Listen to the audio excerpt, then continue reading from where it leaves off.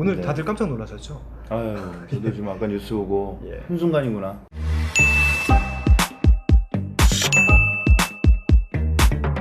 SBS 김성진 아나운서 전 이제 8시 뉴스 앵커이셨죠? 네. 김성진 전 앵커께서 전 앵커라고 말을 할게요. 전 앵커께서 그 지하철에서 몰래 여성의 특정 부위를 몰카로 촬영하시다가 걸려서 카메라 등 이용 촬영죄로 처벌을 되게 됐다고 합니다. 성폭력 범죄 처벌에 관한 특례법이죠. 그렇죠.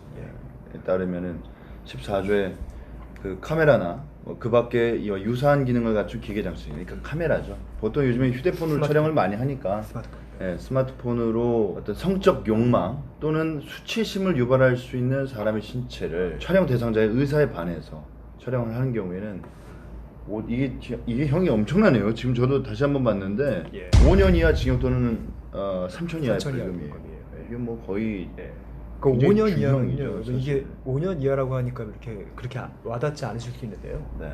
이 횡령 배임죄 이게 5년 이하예요. 형법이. 네. 예. 그리고 그 아까 일전에 우리가 이제 베트남 여성 폭행한 그 사건도 다룬 적이 있는데요. 그 사건에서 아동 학대 그것도 5년 이하로. 그렇죠. 그러니까 예. 이게 사실 굉장히 형이 만만치 않아요. 중한 범죄입니다. 사실은 이게 또 이렇게 형벌을 받는 것으로 그치지가 않습니다. 그렇습니다. 그 외에도 100시간이 됐건 200시간이 됐건 뭐 시간은 다시 한번 좀 봐야겠지만 예.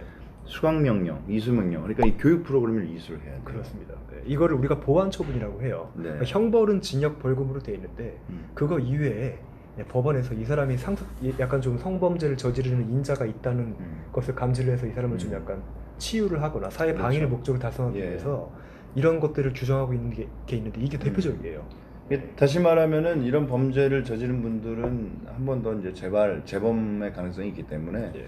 교육해서 우리 사회에서 다시는 이런 일을 하지 않도록 교육을 하겠다라는 건데 뭐 이, 있죠. 이 사건에서 이제 적발 과정이 좀 약간 좀 특이했어요. 보통은요 적발될 때 지하철 수사대가 있어요.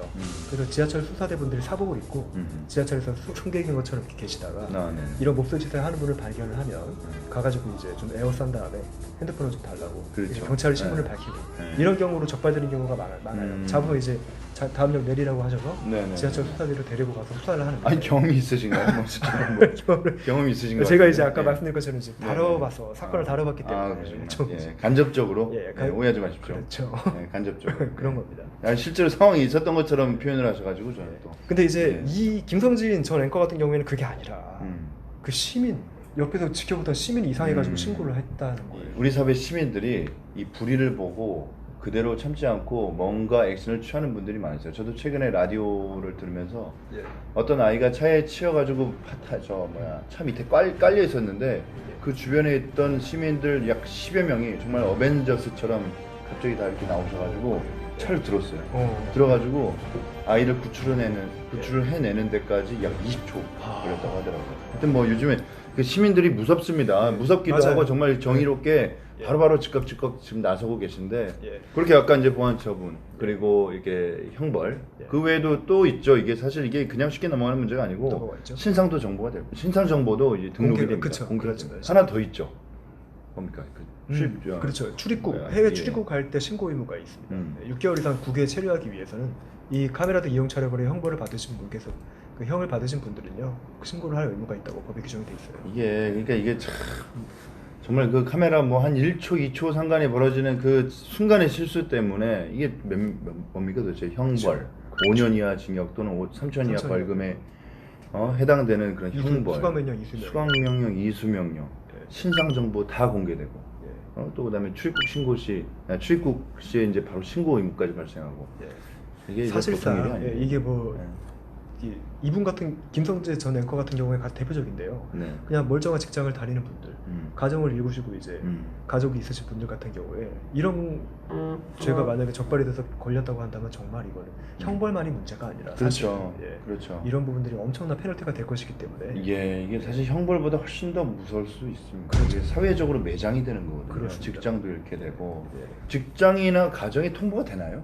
그와 같은 사실이 그렇죠. 어떻습니까? 원래는 원칙적으로 그런 중간에 수사 기관의 어떤 처분, 이제 예를 들어 경찰의 경우에는 기소 의견으로 검찰에 송치를 한다거나, 검찰은 실제로 기소를 한다거나, 재판을 하는 그런 모든 과정들이 당사자에게 송달이 되게 돼 있잖아요. 그래서 원칙적으로는 당사자 적립신고지, 주소지에 송달이 되는 거예요. 근데 그거를 아내분이 받는다고 생각을 해보세요. 예를 들어서 가정까지 파탄이 날 수가 있지 않습니까? 그래서 나는 그런 거죠, 우편이 사실. 집으로 송달됐을 경우에 그래서 사실 실제로, 가장으로서 오시는 분들이 그런 거를 많이 좀 예. 도와달라고 하시는 분들이 있더라고요. 방법이 있긴 있습니다. 방법이 있죠. 뭐 송달 장소를 변경을 하거나 그런 경우가 있는데요. 이 회사로 통보하는 거는 그런 경우는 없죠.